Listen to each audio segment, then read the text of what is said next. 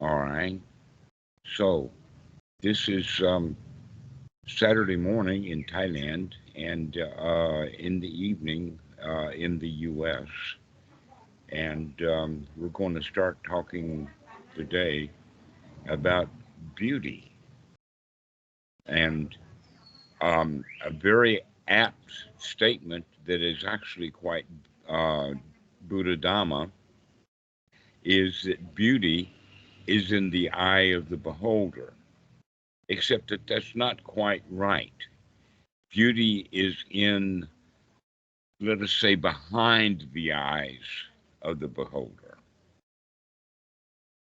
That beauty is actually a perception. And the question is our perception accurate and close to reality? And that you could say then that when we recognize the Dhamma as the Dhamma, that we can see that as beautiful, it's attractive, it's actually satisfying, and that we can investigate the word beauty in various ways. Um, One of the ways that we're using beauty, in fact, right now, is that it's satisfying. Like one has a moment of beauty when they put the puzzle together, whatever puzzle it is that you're working with, a kind of a game puzzle. Maybe it's a jigsaw puzzle, maybe a Sudoku puzzle, maybe a solitaire puzzle, or whatever like that. But, and also, let us say, um, in racing at 100-yard dash, when the runner approaches the finish line, they have that sense of beauty, that sense of joy. And actually, now we're introducing a new factor to the word beauty, and that is a sense of accomplishment, a sense of joy, a sense of wonder. Now, there are other definitions of the word beautiful, like, oh, she's got on a beautiful dress. Don't you love that dress? And that's said in a kind of a cynical way. And then we can think of art, like the Mona Lisa, or maybe the Sistine Chapel paintings, or things like that, would be beautiful in the eye of some of the beholders. But here's something very interesting.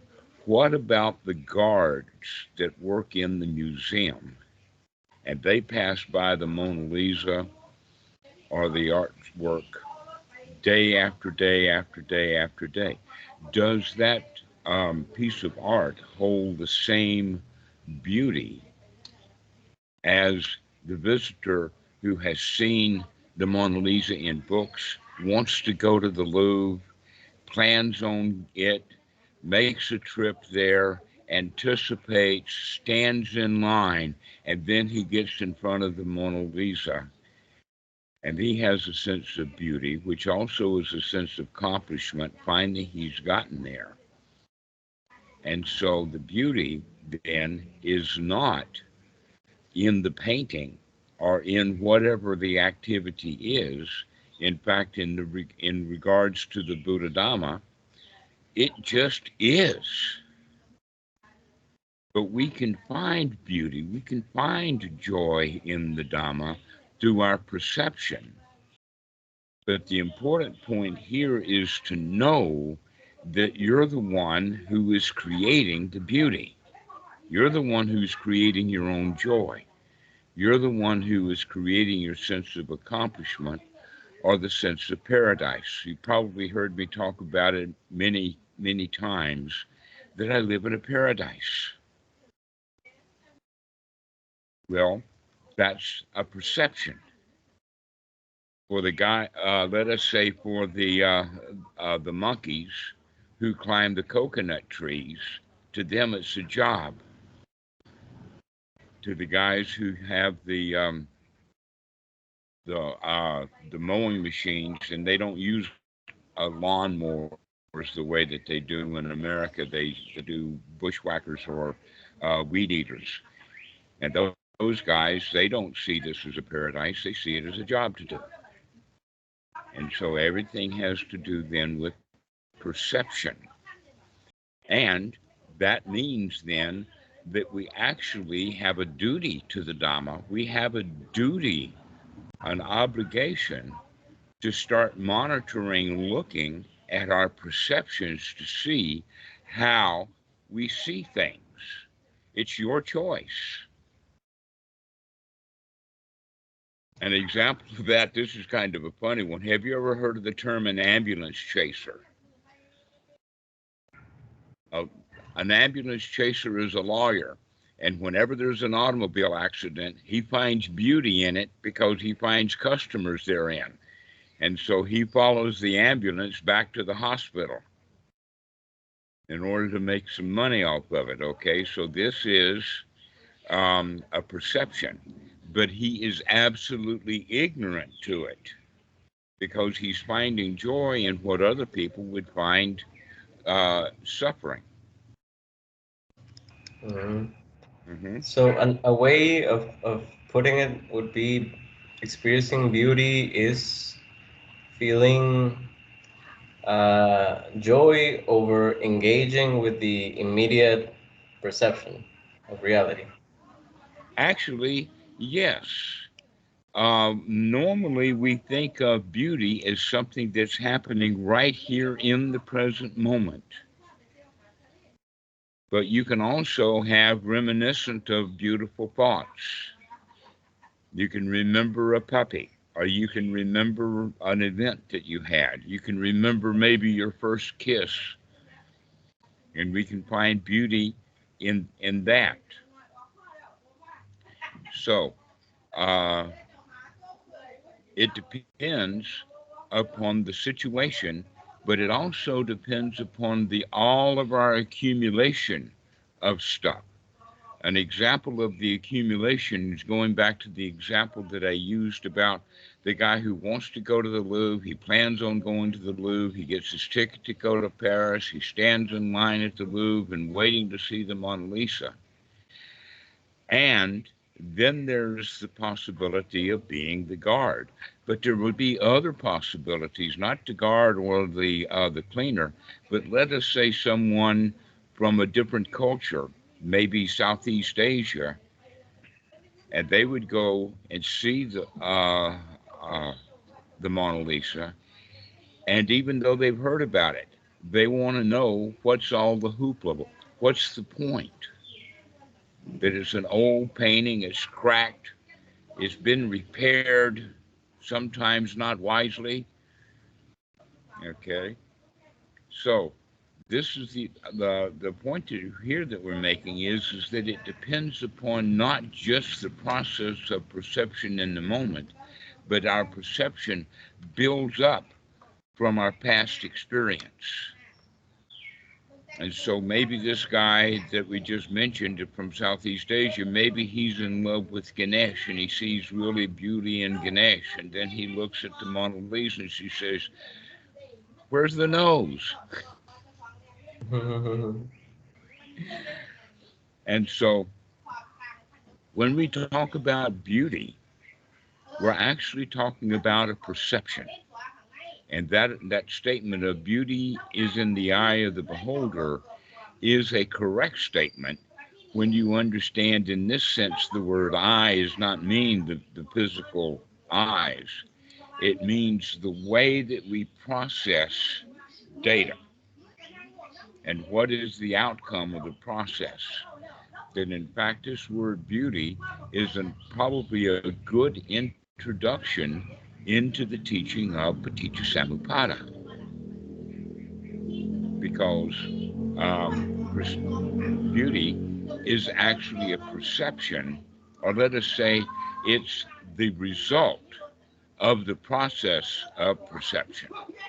And the result of the process of perception in the Pali language is called salayatana. Now, the word atana actually is a word that's referred to as the senses. The eyes, the nose, the touch, the ears, etc., like that. And also the job that each one of them does. The eyes see, the ears hear, the skin has a touch sensation, proprioceptive sensations. The tongue has taste sensations. So perception then takes this actual input and processes it into, let us say, the human mind is looking for knowledge and understanding. And so it processes it into understanding. Oh, that's the Mona Lisa. And you can see, oh, that's the Mona Lisa with a great sense of joy. You can see it with a sense of obligation. You can see it with a sense of disgust. All right, now I'm using the word sense here. So let me describe this more clearly. There is a word called consciousness, and that it's used in two distinct ways. Philosophers use it in the second way, and then in fact it's also used in the suttas in the second way. Now the primary way that it's used is the sight itself or the senses themselves taking in data, that we're conscious of the data. We're conscious of the touch. We're conscious of the sight. Now, the eyes themselves perform a fairly rudimentary job, and that is that the eyes can only see colors, shapes, and to a bit an extent, movement. And then the optic nerve itself, surprise, surprise, the optic system, before it even gets into the brain, does a lot of the processing. It's pre-processed on the way into the brain, and then it does the final processing that we give the final understanding. So this primary consciousness, we could say then that I see something, like, for instance, I see a tree. Now, when I say I see a tree, almost always you create the image of a tree in your mind. Okay, so my eyes are taking in data, and then I do that a bit of processing and call it a tree. And then I use the word tree. You hear the sound waves of the word tree, and you process that into the word tree.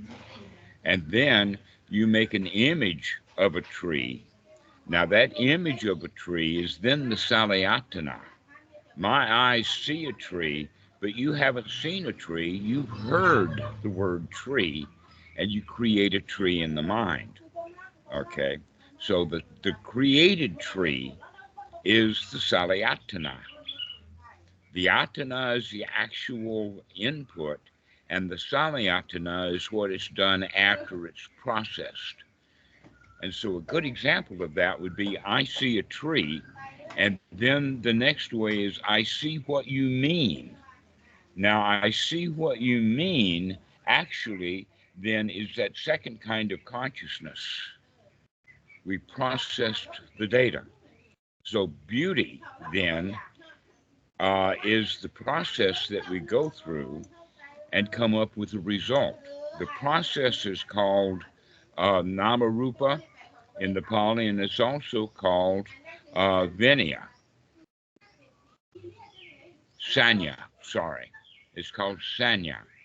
Vinaya is then the consciousness, the taking in of the data. And then the Vinaya is the processing. And then the outcome is a new kind of Sanya that is also the Salayatana. Okay, so normally when philosophers and neuroscientists and all they talk about consciousness, they're actually talking about the second kind of consciousness, the result of the processing of the data that came into the senses. All right? So it is that second kind of consciousness, the salayatana, the process that actually impacts us or touches us. Now, in the Pali, in the process of Paticca Samuppada, each one of these has a different Pali word. And so, Sanya, Namarupa or Vinaya, the Salayatana, and then the touch is called Pasa. This is what impacts you. All right? So, let us say that you see a girl and that the sight of the girl is going to impact her mother differently than it impacts her daddy, which is different than it impacts the young boy who is her age, which is different than the impact of her dog, which is different than the impact of the dirty old man. Everybody sees the girl as taking in data, but the way that they process it and what they come out with is what impacts her. So let us say that the mother is proud, the dad is angry, the puppy wants to be fed, the little boy wants to get in the pants. You see how all of that goes, all right? That's where beauty is. It's in our response. It's our feeling. Beauty is actually a feeling that is arising from the impact. And so after we have the Salayatana and then the Pasa, that's where the Vedana comes.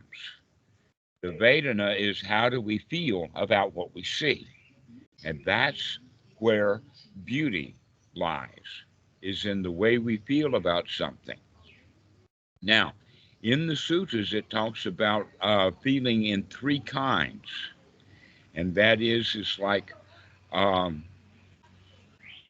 positive in the sense that I want to get it. The negative is in the sense of I want to get rid of it.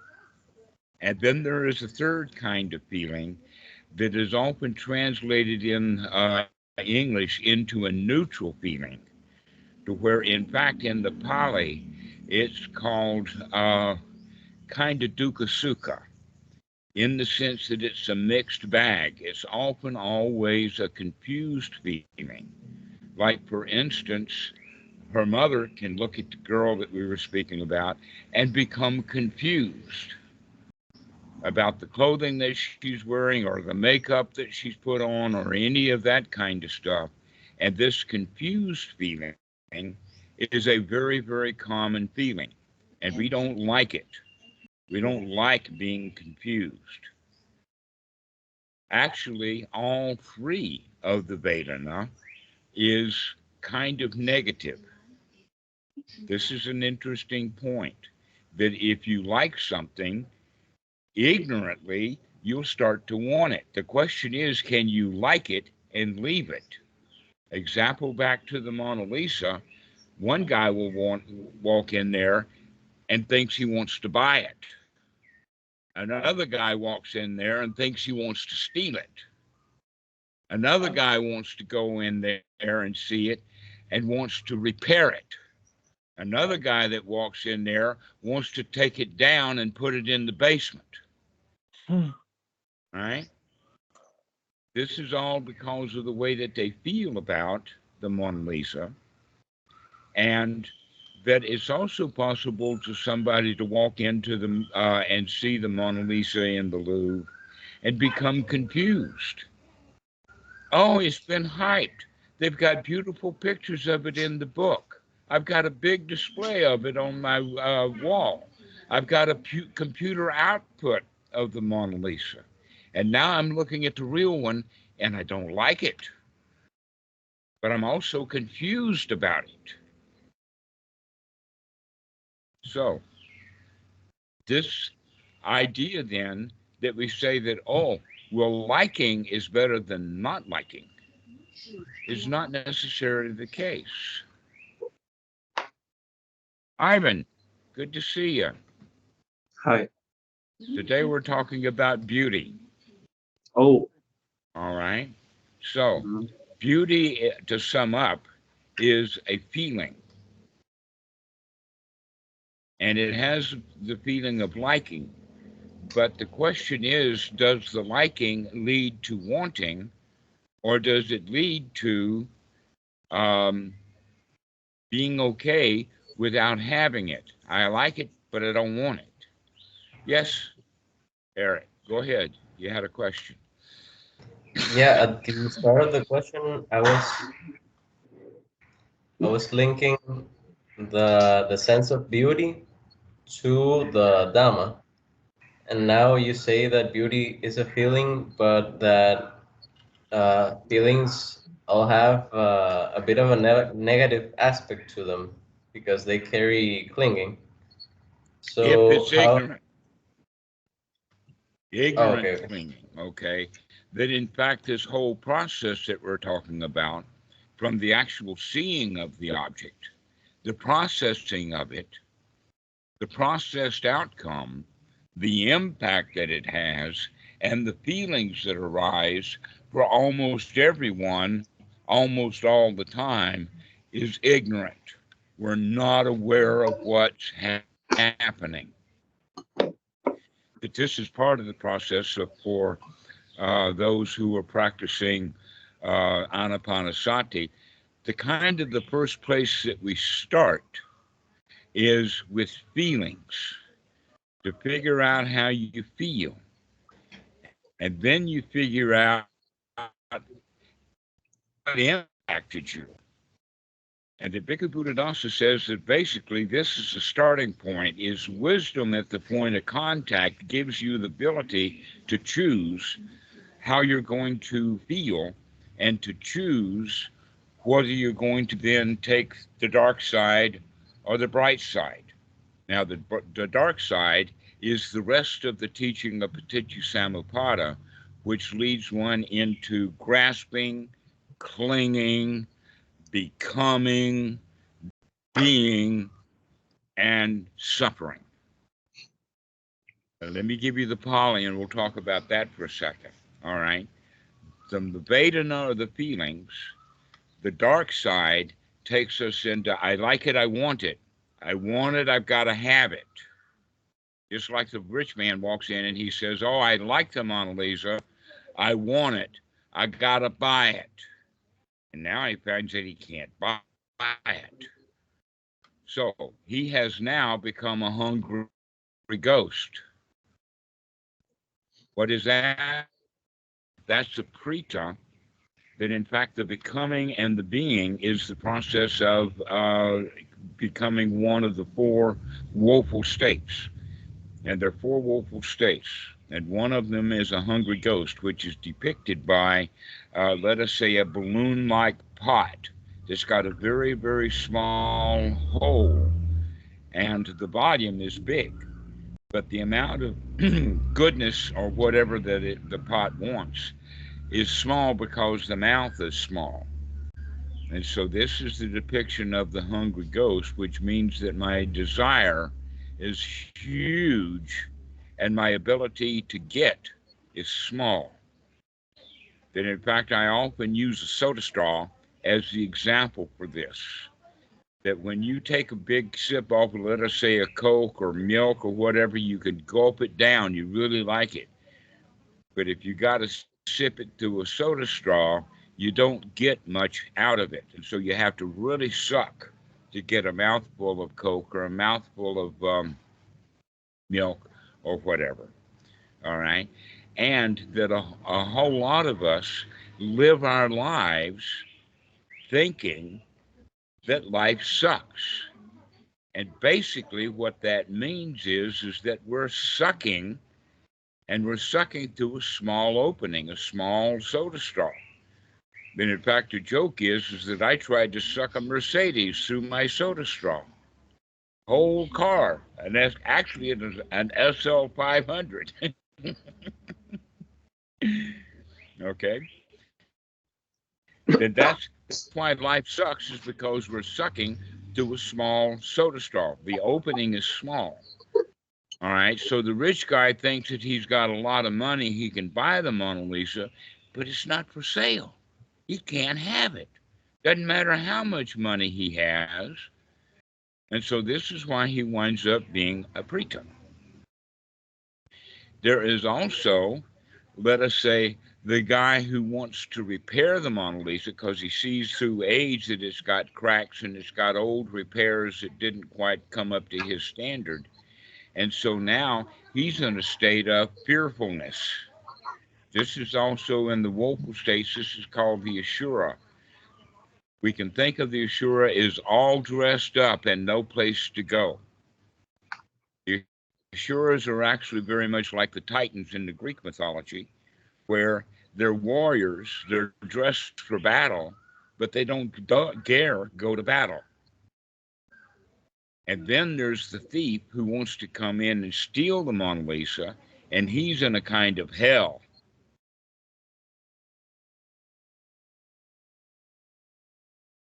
All right. And then there's the prison guard who stands by the Mona Lisa, and he's just doing his duty. He's just standing there. He doesn't like his job. He knows he's standing in front of a world-class piece of art, but he's seen it enough to where he sees it as very ordinary. And in his reality is that then he is in the local woeful class of being a dumb animal. He's just doing what he was told to do, and he doesn't get any joy out of that Mona Lisa, to where you'll have hundreds of thousands of people going through hoops and travels and all kinds of stuff to be able to see the Mona Lisa because they like it. It's very beautiful.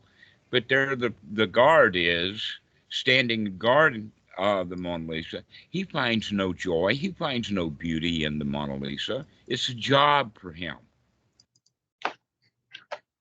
And so this is where the dukkha comes in, is that we're not mindful.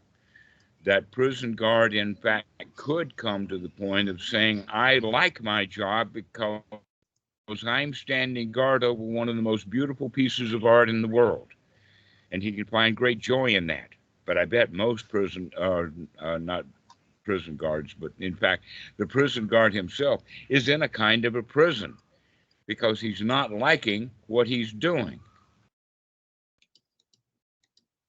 So when you mentioned the word beauty, you didn't recognize that you're opening up an entire mosaic of what the Buddha calls paticca samuppada.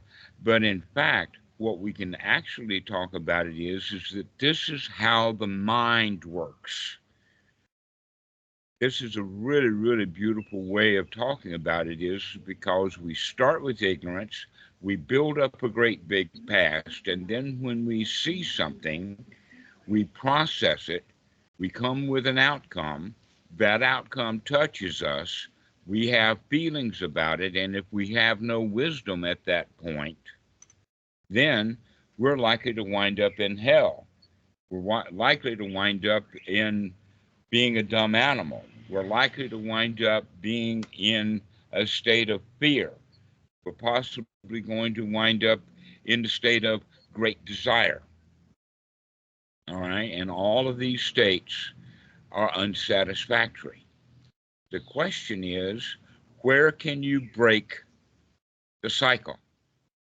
What point do we stop? And most people don't stop until they get into dukkha, and then we cycle through again and dukkha and dukkha and dukkha and dukkha, starting the whole process and running through it over and over and over again. All right, so let me give you an example of someone who stops very late in the process, and that would be, let us say, a husband and wife are having an argument. And then one of them will say something and they recognize that they've gone too far. And so they'll walk out the room slamming the door. It's over. Okay? That means then that they have been in dukkha, cycling through it, but they're coming to the point of violence. And the guy knows that if he doesn't walk out, he's going to hit his wife. And if he hits her, she's going to shoot him or something like that. And then, in fact, it's possible that that death can happen if we take it far enough. So we normally will stop. We'll finish the argument. We'll stop doing it before we have a total meltdown or a total situation. But some people go right into the meltdown. The question is, are some ordinary people going to be smart enough and wise enough to finally put a stop to it? All right? So the Dhamma practitioner now is going to move forward a little bit. We're going to recognize that we don't have to go all the way into the hell state, that when we catch ourselves really wanting something, grasping and clinging after it, we can wake up to that. That's a big thing. We don't have to actually hit the rock bottom of violence. We can recognize it before that.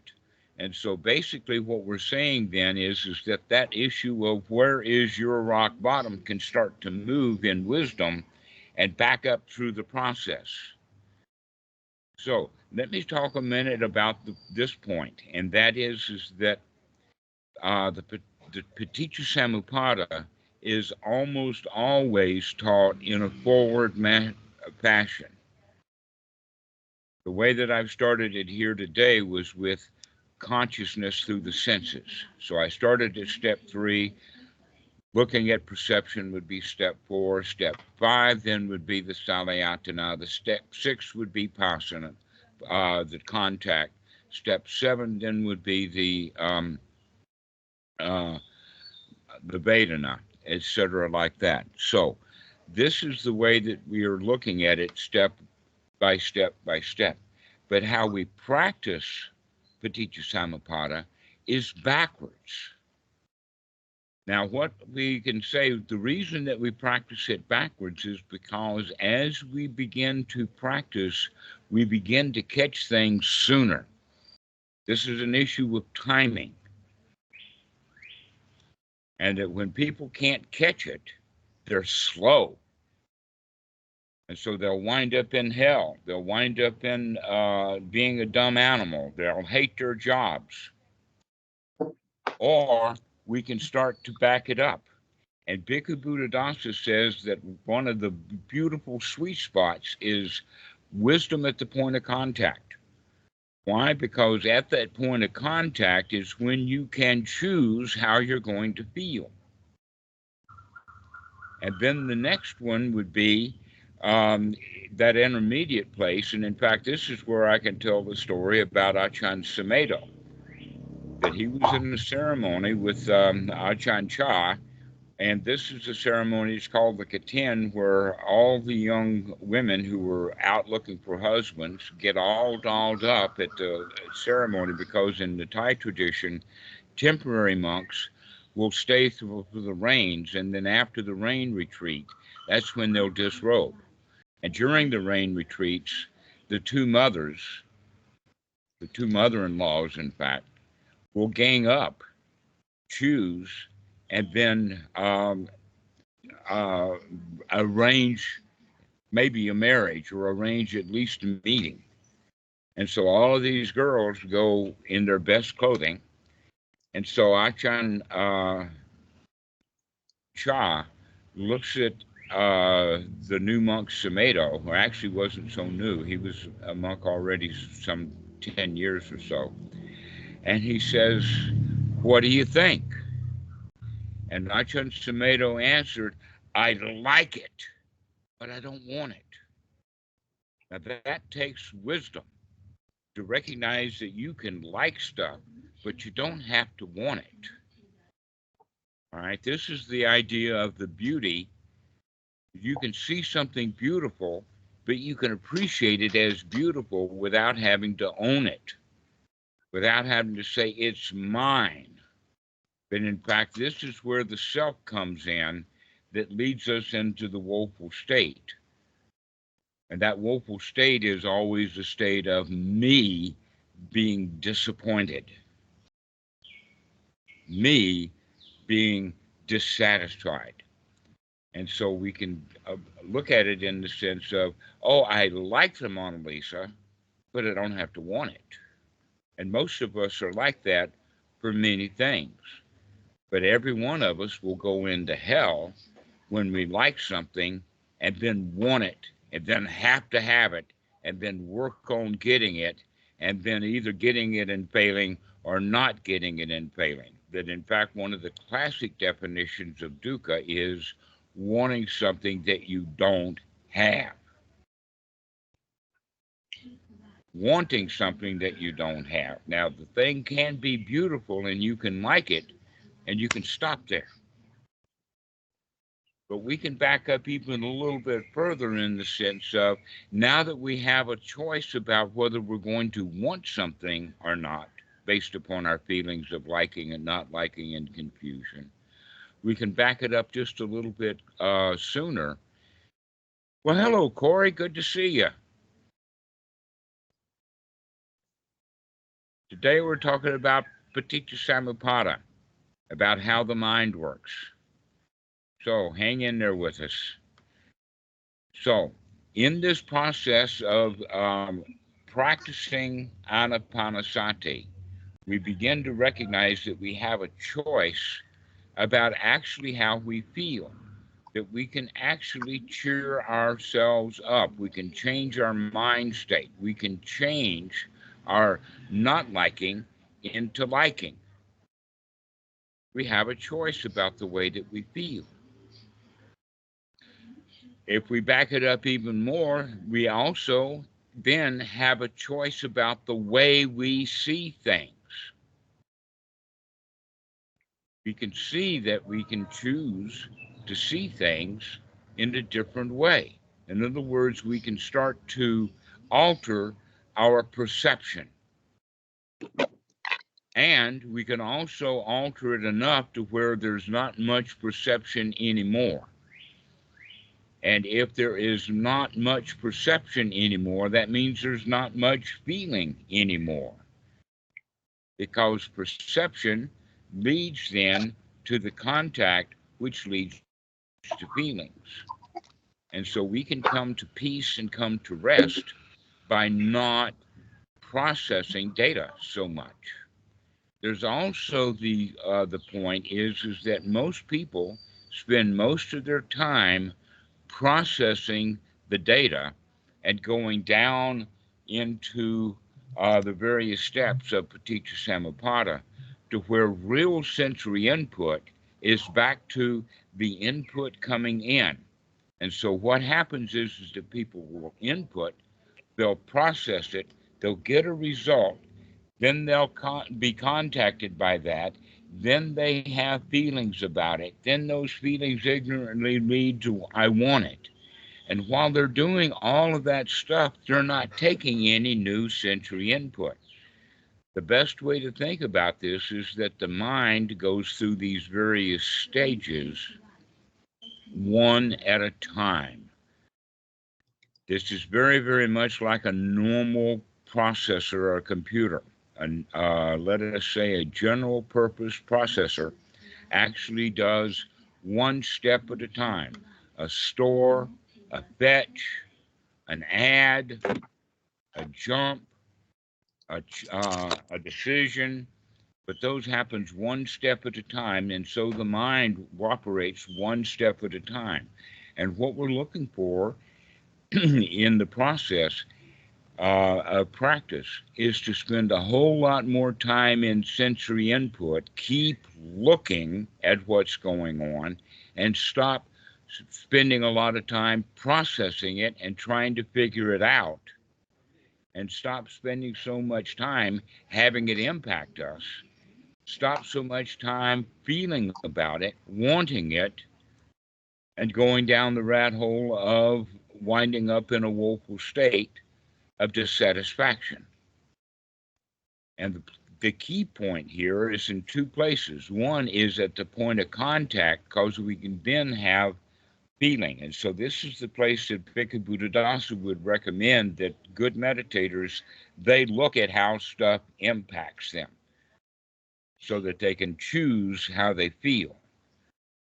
But the Buddha, in his teaching, let us say in the Sutta number 111, one by one as they occur, he's putting it back to the point of, if you keep taking in data and don't do much processing, then the little bit of processing that you do will be with a lot of new data and not so much old data.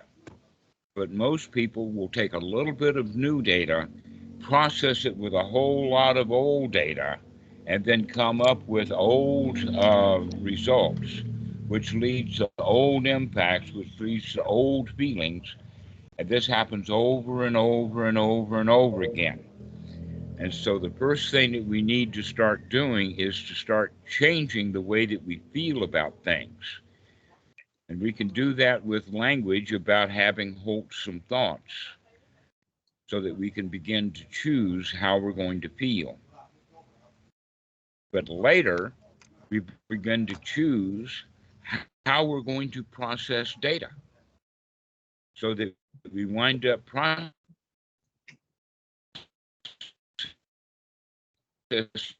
Now, you can say that from the very beginning, the Buddha says that look at the unwholesome thoughts, look at the processing that you're doing, and start to change it.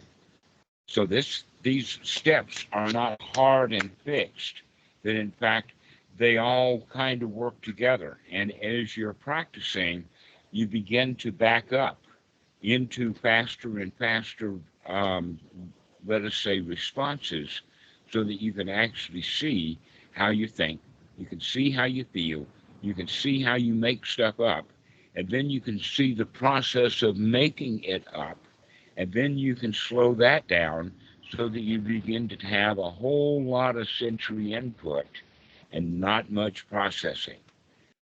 Now, in the fourth jhana, these would be called then neither perception or non-perception. That's the state to where you are perceiving things and you know that you're perceiving them, but that's about the extent of it. You're not making up a great big story about it. But if you stop perception altogether, then there's basically nothing left but just sensory input. And so this is the way that we can start to practice, is so that we can gain the ability to gain a whole lot of data, do very little processing of it, and also have a choice about how you're going to process that data. And the reality is that that's reality. Reality is something that can be sensed. And the stories that we make up, the criticism, the critical thinking that we have is the salayatana, and we often do that ignorantly. We make choices without looking at how we're making choices. So as you spend more and more time practicing anapanasati, you begin to, number one, change how you feel, and then later you begin to change your attitude. Now, that attitude change is actually the change of perception. You begin to change the way you see things. So. Oh, sorry. Forgot my mic was off. Never mind, Corey. That's okay. I can see. So, Eric, do you have something to say about beauty now?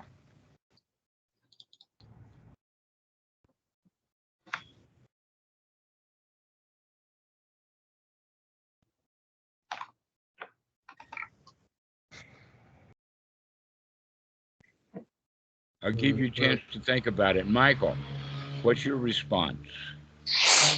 Sure. When you're talking about stopping wanting what we don't have, another way that could be put is appreciating or having gratitude for what we do have right now. So, a great example is we do have the ability to change our mind, to gladden the mind. We do have the ability to calm the breath, to take a nice, long, comfortable, soft breath.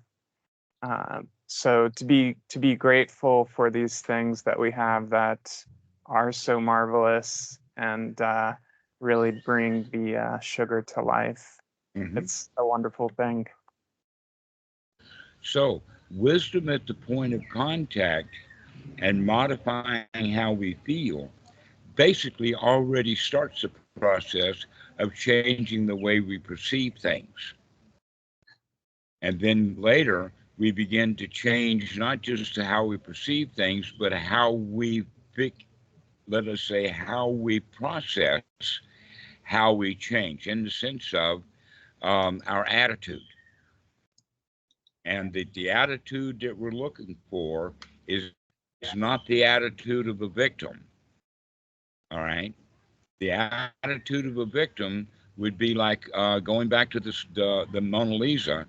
The guard is a victim of the Mona Lisa. The thief is a victim of Mona Lisa. The rich man is a victim of the Mona Lisa, right? Because they're all in a state of desire or boredom or whatever, and that we can say that, well, I don't much care about the Mona Lisa.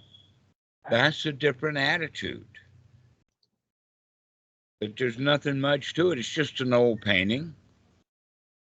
The guy who painted it is dead. That's why it's valuable. Let's see, who was it that did the Mona Lisa? Leonardo da Vinci. Who? Da Vinci. Da Vinci? Yeah, Leonardo. If a Leonardo was still around drawing and making more paintings, nobody would care. And in fact, you've heard of the story of the starving artist. Almost always, the Rembrandts, the Picassos, all of the very famous world-class art that's so valuable is valuable because the artist is dead and can't be doing any more of it. But in fact, in stamp collecting and coin collecting, they don't collect the run-of-the-mill stuff. They want rare stuff. For $50 bills, they want old bills. I don't want a $50 bill that was done 10 years ago. I want a $50 bill that was done 75 years ago, 100 years ago, right? Because they're rare. And in fact, who wants a new car? I want one that's really, really old, out of the 1930s. In fact, I want Hitler's car. Why? Because that's rare. There's only one Hitler's car out there. That's what makes them valuable, is because they're rare. But that's mental. I mean, that's just an accumulation of culture. So we see in the rarity.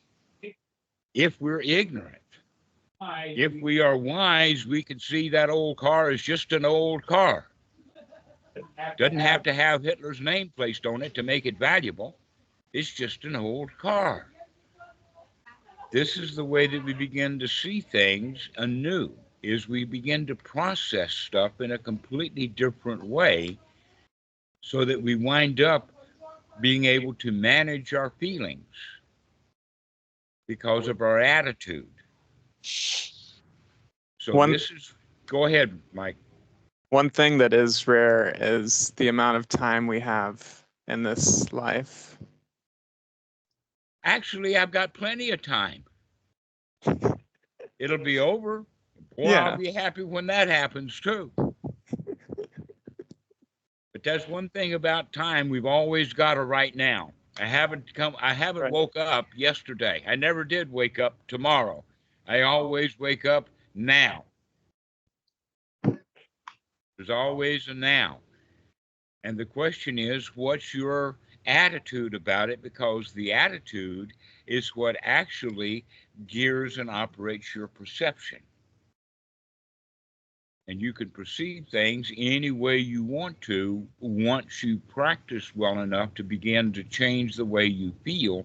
Then you can begin to change the way that you perceive things.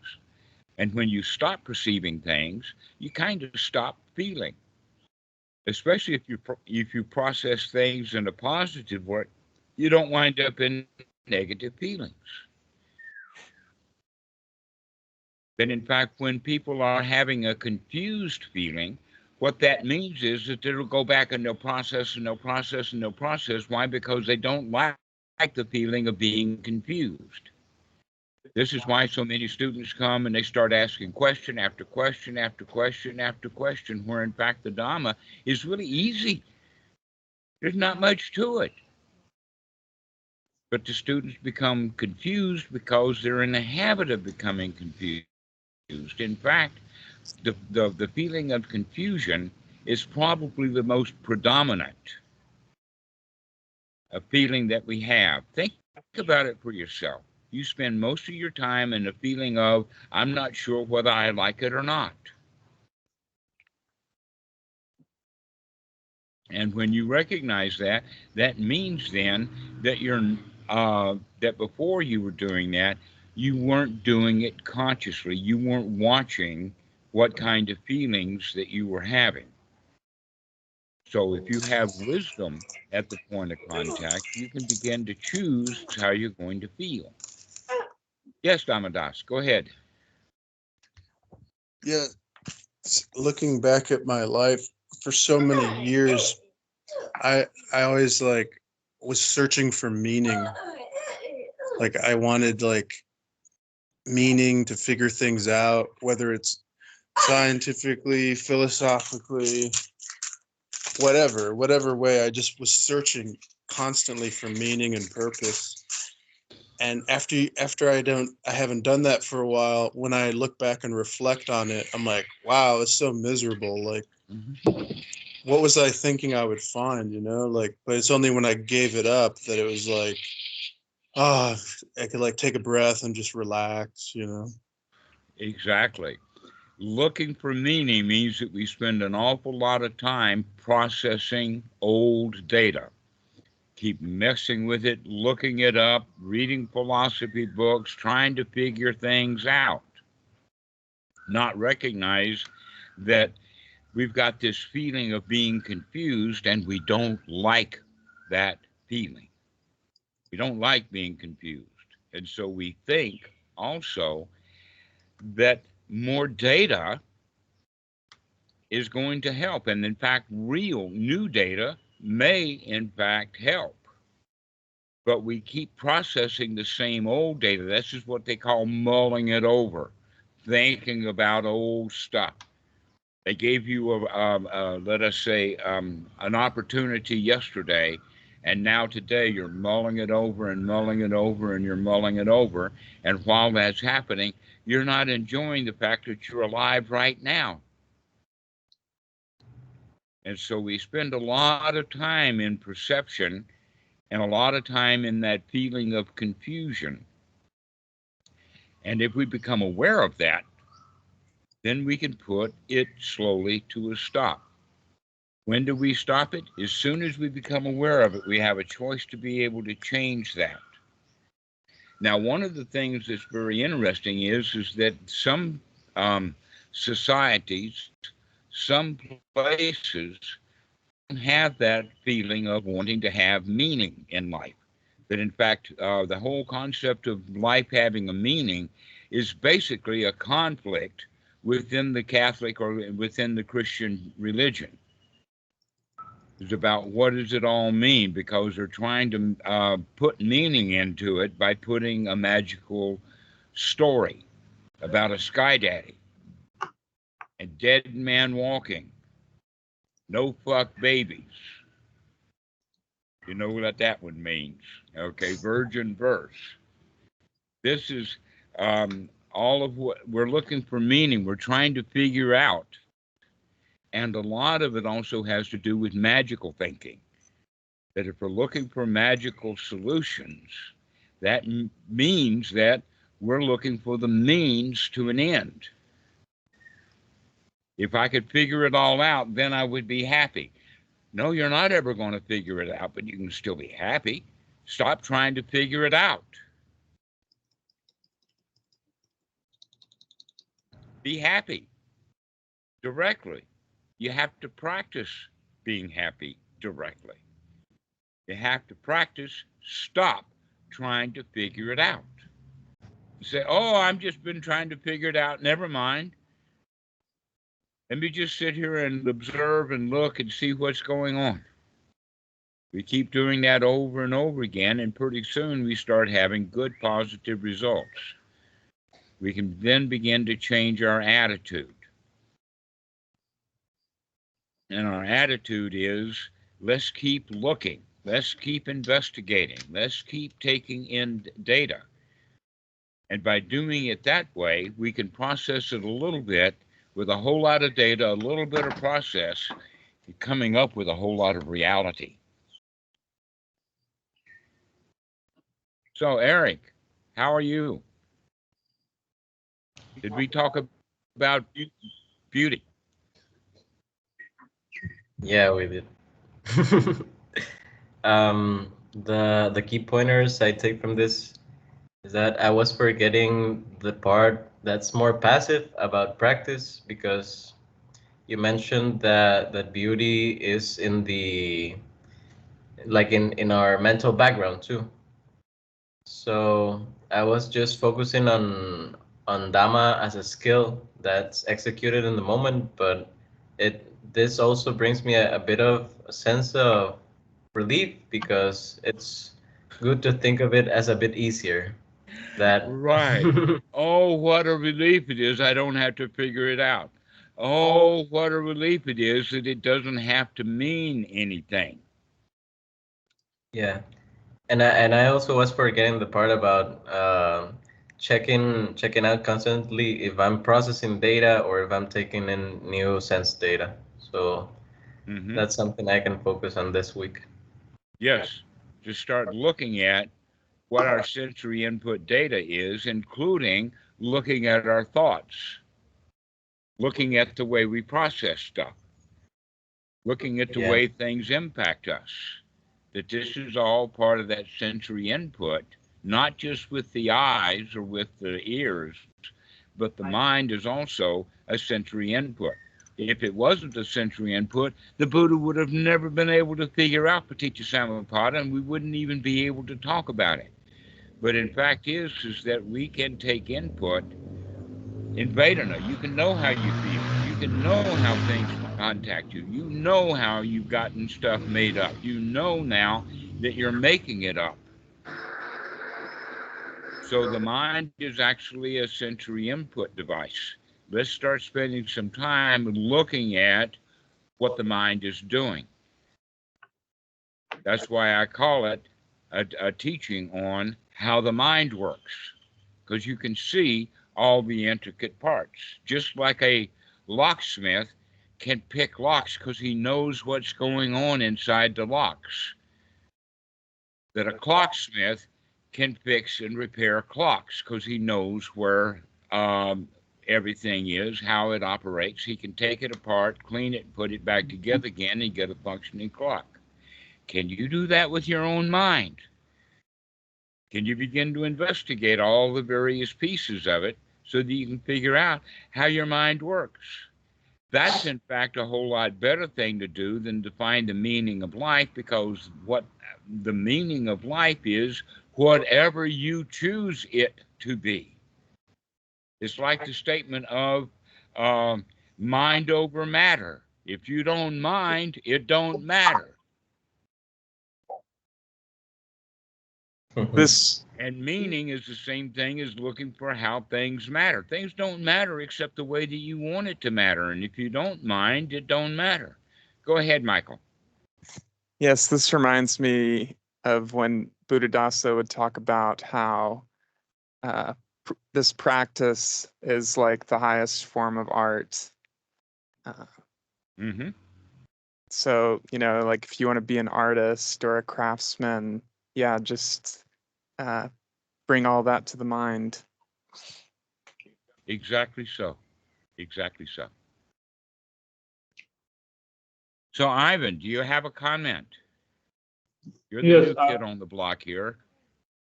I was curious about something you said. You said we can experience a lot of reality based on just a little data. Was that what you said? Something like that. Well, what we want to do is to get more and more and more data. Keep looking, keep observing, keep investigating, keep taking in more data. Because the more new data you have, the less reliant you're going to be on old data from your past, which is often filtered through feelings.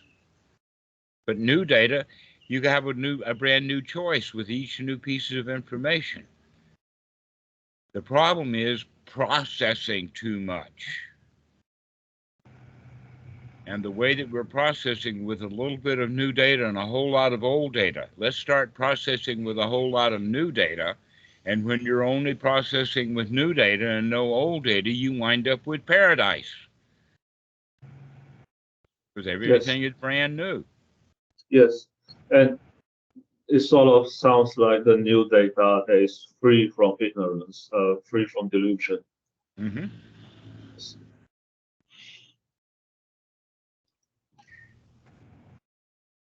So, Corey, do you have a comment?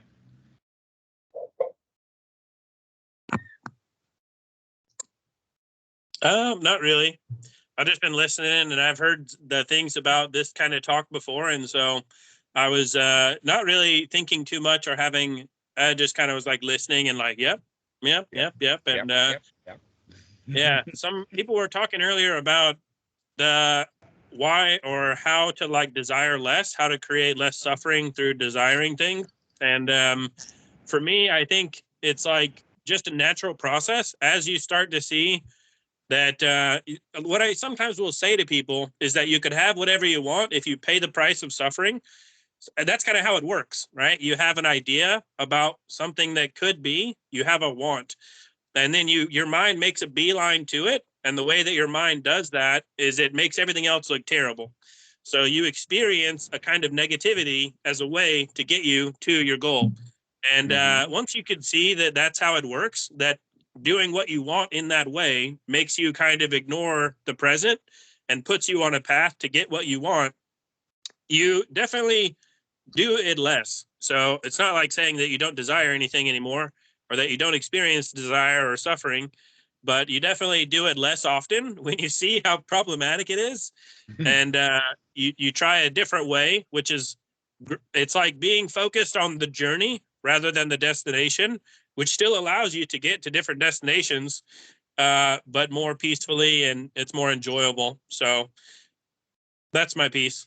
Right. The example, by the way, that I use of that is imagine that the farmer has to go tend to his cattle that are way on the other side of the pasture. And so he watches them while he's going across the pasture to see where they're moving so that he can meet them where they are, etc., like that. And while he's got his eye on the destination, while he's got his eye on the cattle, he's not watching where he's going. And so he's going to be up to his hits in cow pie by the time he gets there. But if he can go step by step, avoiding each cow pie along the way, he can still get to the cattle about the same amount of time, but he can get there cleanly. And so that's what you're kind of talking about is, yes, let's watch every step that we take. Let's watch every little perception that we make. We can still get where we're going, but let's watch how we're going and where we're going step by step.